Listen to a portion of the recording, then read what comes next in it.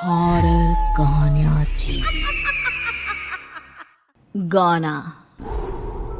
आज 20 सालों बाद रमेश अपनी दुल्हन नैना के साथ अपने गांव के अपने पुराने घर आता है। सभी लोग बहुत खुश थे। रूपा भी अपनी बहू का स्वागत करने में लगी थी। पर ये क्या, रूपा जैसे ही अपनी बहू की आरती उतारने जाती है, अचानक से तेज हवाएं चलने लगती है। घर की लाइट चली जाती है और आरती का थाल का दीपक बुझ जाता है। माँ, ये सब क्या हो रहा है? अचानक से ये मौसम कैसे बदल गया? अरे बेटा, ये गांव है। गांव में अक्सर ऐसा ही होता है। किसी भी वक्त मौसम बदल जाता है और कभी भी लाइट चली जाती है। दीपाली बेटा, किचन से मोमबत्तियां तो ले आ। रूपा के कहने पर दीपाली किचन में मोमबत्ती लेने जाती है। लाइट ना होने की वजह से घर में काफी अंधेरा था, इसलिए दीपाली अपने फोन का टॉर्च ऑन करती है और टॉर्च ऑन करते ही उसे महसूस होता है जैसे कोई उसके सामने से गुजरा हो। मुझे ऐसा क्यों महसूस हुआ कि मैंने अभी यहाँ किसी को देखा? क्या सच में यहाँ कोई था या ये सिर्फ मेरा वहम था? अरे दीपाली बेटा, मिले कि नहीं मोमबत्ती? हाँ माँ, बस अभी लाती हूँ। दीपाली सारी बातों को भूलकर मोमबत्ती जलाती है और जैसे ही मोमबत्ती लेकर वापस बाहर जाने के लिए पीछे मुड़ती है तो उसके सामने एक 10 साल की छोटी बच्ची खड़ी होती है। उस बच्ची की एक झलक देखते ही दीपाली डर जाती है और जोर जोर से चिल्लाने लगती है। तभी अचानक से लाइट आ जाती है। दीपाली की आवाज सुनकर शंकर और छोटा भाई पवन उसके पास पहुंचते हैं। क्या हुआ दीपावली बेटा? पापा, मैंने किसी को देखा। दीदी यहाँ पर कोई नहीं है। अंधेरे में वहम हुआ होगा आपको। अब चलो, दरवाजे पर भैया भाभी कब से खड़े हैं। दीपाली भी इसे अपना एक वहम समझकर सबके साथ बाहर चली जाती है, जहां वो लोग अपनी भाभी का स्वागत करते हैं। नैना अपने पैरों से कलश को गिराकर थाल में पैर रखती है और घर के अंदर जाती है।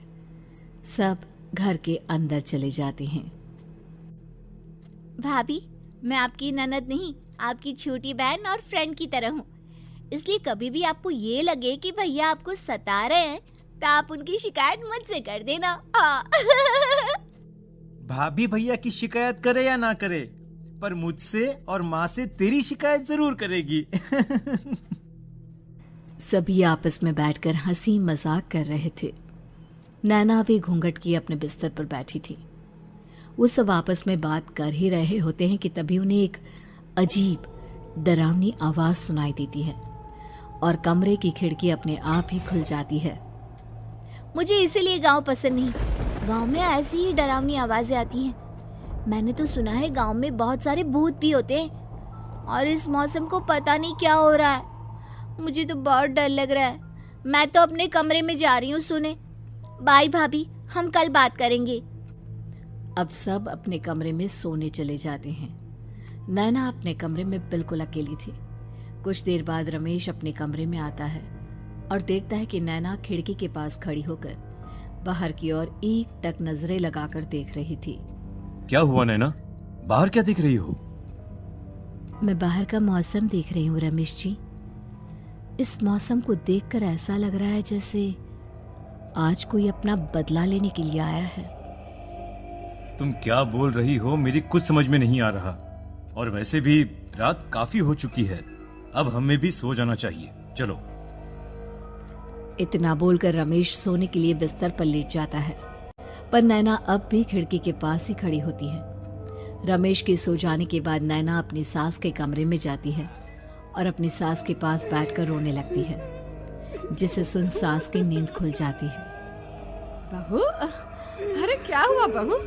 तू इतनी रात को यहाँ मेरे कमरे में बैठकर रो क्यों रही है? मम्मी जी, आपने मुझे क्यों नहीं अपनाया? आपको पता है, आपकी वजह से मुझे और मेरे परिवार वालों को गांव वालों के कितने ताने सुनने पड़े। तू मेरी बहू नहीं है? कौन है तू? मम्मी जी, मैं आप ही की बहू हूँ। आपने मुझे अब भी नहीं पहचाना? इतना बोलते ही नैना की आंखें लाल हो जाती हैं। वो जोर जोर से हंसने लगती है। मौसम का रुख बदल जाता है। कमरे की खिड़कियां और दरवाजे अपने आप ही खुलने और बंद होने लगते हैं। देखते ही देखते नैना हवा में उड़ने लगती है और वो अपनी आंखों के इशारे से अपनी सांस को भी हवा में लटका देती है। तेरी वजह से मुझे और मेरे घर वालों को ताने सुनने पड़े। तूने जो पाप किया है, तुझे उस पाप की सजा मिलेगी और अब तेरी इस गलती की सजा तेरा पूरा परिवार भुगतेगा। इस तरह से नैना बड़ी ही बेरहमी से अपनी सास को मार डालती है और आराम से अपने कमरे में जाकर सो जाती है। अगली सुबह जब घर वालों को कमरे में रूपा की लाश मिलती है तो उन लोगों के पैरों तले जमीन खिसक जाती है। कल तक माँ बिल्कुल ठीक थी, फिर अचानक ऐसा क्या हुआ रात को कि माँ हम सबको छोड़कर चली गई। सारी गलती मेरी है। बेटे की शादी की खुशी में मैं ही रात को घर वापस नहीं आया और चला गया अपने गांव के दोस्तों से मिलने। अगर रात को मैं अपनी रूपा के साथ होता तो शायद आज वो हमें छोड़कर न जाती। घर में शोक का माहौल पसर गया था, पर नैना को इस बात से कोई फर्क नहीं पड़ रहा था और ये बात कहीं ना कहीं पवन को भी समझ में आ रही थी। अब ऐसे ही कुछ दिन बीतते हैं और 1 महीने के अंदर ही अंदर शंकर की भी मौत हो जाती है। पहले माँ छोड़कर चली गई और अब पिताजी। क्या हो गया है हमारे घर को? पता नहीं किसकी नजर लग गई है। भैया ये घर सही नहीं है। हम जब से इस घर में आए हैं कुछ न कुछ बुरा ही हो रहा है। हमें यहाँ से वापस शहर चले जाना चाहिए। जहाँ रमेश, दीपाली और पवन का रो रो कर बुरा हाल था, वहीं नैना अपने कमरे में बैठी आराम से मेकअप कर रही थी। दीदी मुझे तुमसे कुछ बात करनी है। मुझे लगता है कि इन सब के पीछे भाभी का हाथ है। पवन तू ये सब क्या कह रहा है? तू होश में तो है ना? अगर भैया भाभी ने तेरी ये बकवास बात सुन ली तो उनके दिल पर क्या गुजरेगी? तू भाभी पर इतना बड़ा इल्जाम कैसे लगा सकता है? दीदी आप खुद ही देख लो ना। हम जब से इस घर में आए हैं सब कुछ बदल गया है। शादी से पहले नैना भाभी ऐसी बिल्कुल नहीं थी, पर अब वो किसी से बात नहीं करती। ज्यादातर अकेले अपने कमरे में ही रहती है और कभी उनसे बात करो भी तो न जाने कैसी अजीबोगरीब तरह की बातें करने लगती हैं। तू पागल हो गया है। आप समझती क्यों नहीं है दीदी? देखो ना, हमारे घर में मौत का सिलसिला शुरू हो गया है, पर भाभी को कोई फर्क नहीं पड़ रहा। वो अभी भी मेकअप कर रही हैं, आराम से खाना खा रही हैं। और दीदी आपको पता है, जिस रात माँ की मौत हुई थी ना, उस रात मैंने भाभी को माँ के कमरे में जाते हुए देखा था।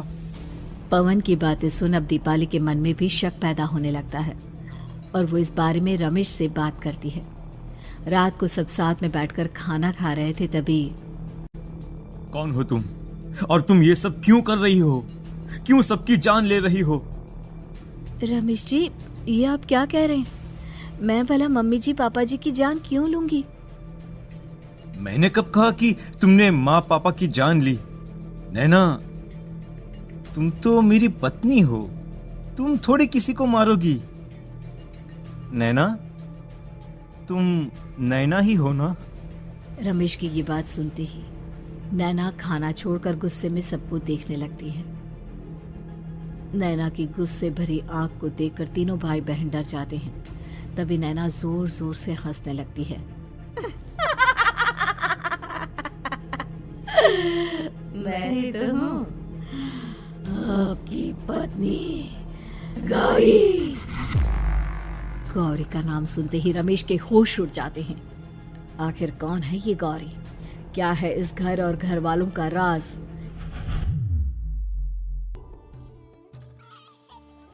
हमारे दोनों बच्चे एक साथ कितने अच्छे लग रहे हैं ना?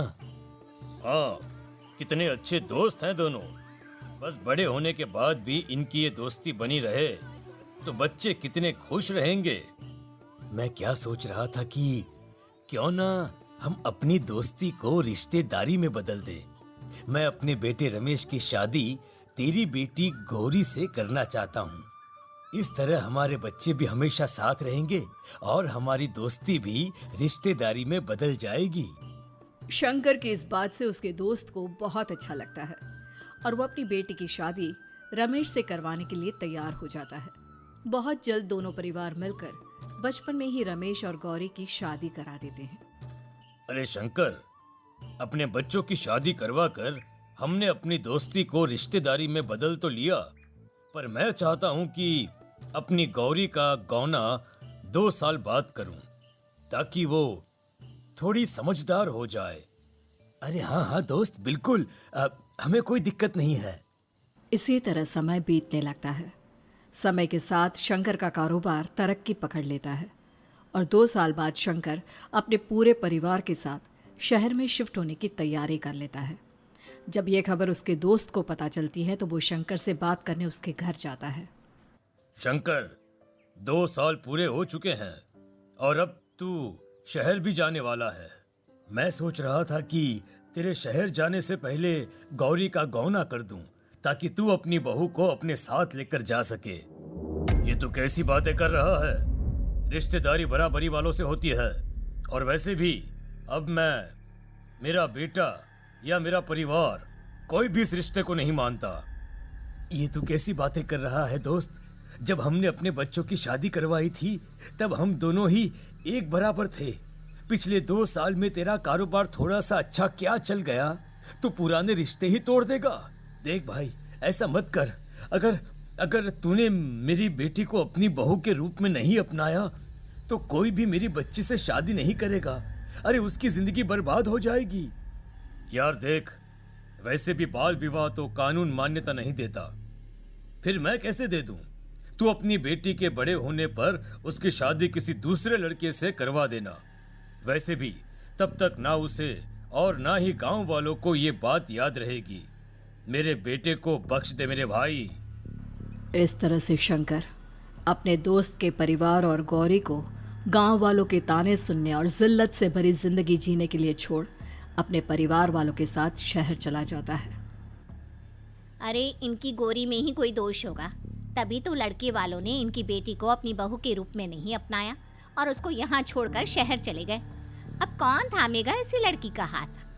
अरे पता नहीं कैसा आदमी है जो गांव वालों के इतने ताने सुनकर भी सर उठाकर गांव में चल रहा है। अरे अगर मेरी बेटी के साथ ऐसा हुआ होता ना तो मैं तो शर्म के मारे मर ही जाता। हाँ, दिन रात लोगों की नजरों में अपने लिए ग्रहण देख और सबके ताने सुन सुन अब गौरी के पिता हिम्मत हारने लगते हैं और एक रात गौरी के माता पिता खुदकुशी कर लेते हैं।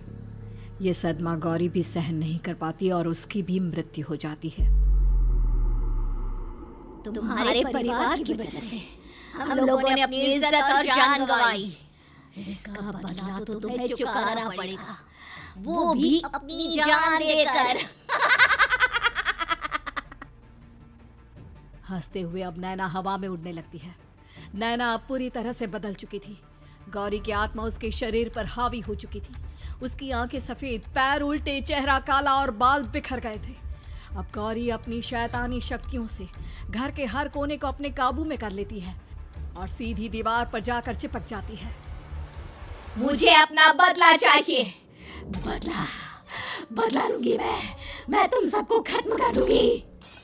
गौरी इतनी तेज चिल्ला रही होती है कि उसकी आवाज से घर के सारे कांच टूट जाते हैं। सामान इधर उधर गिरने लगता है और ये सब देखकर तीनों भाई बहन के होश उड़ जाते हैं। बचाओ, भागो भागो। उन तीनों को अपनी जान बचाने के लिए यहाँ से वहां भागता देख गौरी जोर जोर से हंसने लगती है।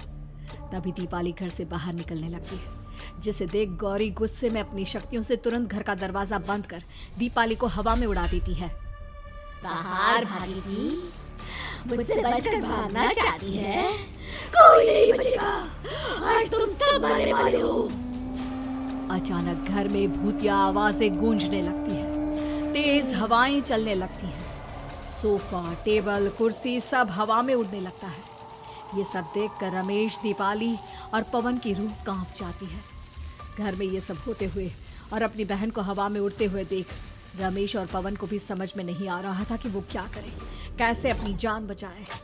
इतने में गौरी अपनी आंखें दीपाली की तरफ करती है और अपनी शैतानी शक्तियों से उसका गला दबाने लगती है।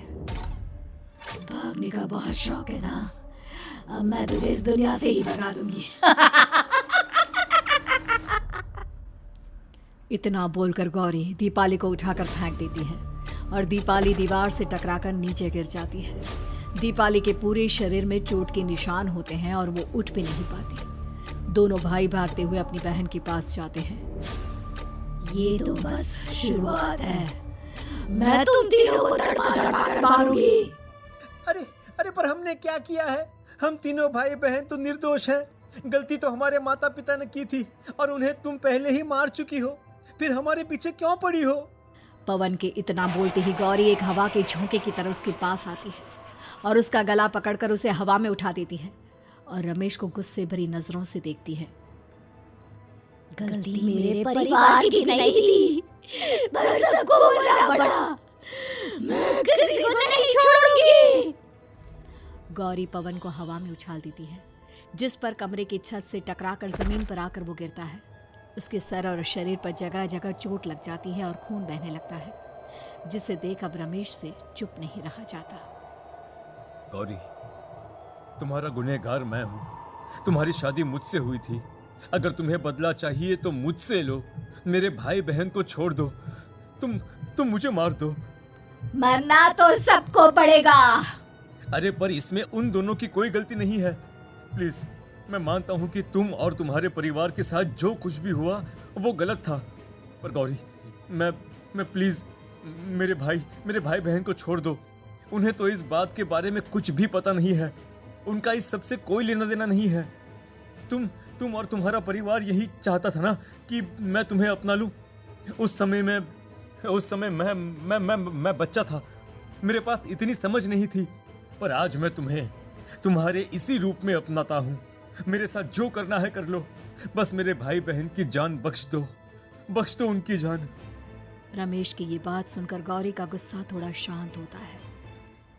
ठीक है, मैं तुम्हारे भाई बहन को नहीं मारूंगी, पर तुम्हें मरना होगा और तुम्हारी आत्मा को मेरे साथ शादी करनी होगी।